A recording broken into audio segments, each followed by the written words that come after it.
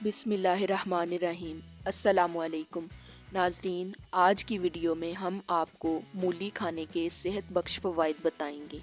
चलिए वीडियो शुरू करते हैं।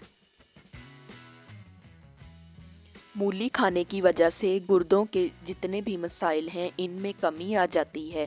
इंसान गुर्दों के मसाइल से महफूज रहता है। मूली खाने से इंसान का जिगर बिल्कुल तंदुरुस्त रहता है। मूली खाने से जिल्द की जितनी भी बीमारियां हैं वो दुरुस्त होना शुरू हो जाती हैं। मूली वज़न कम करने में भी मदद करती है। जो इंसान अपनी रोज़मर्रा ज़िंदगी में मूली का इस्तेमाल करता है, इसको कैंसर होने का बहुत कम ख़तरा है।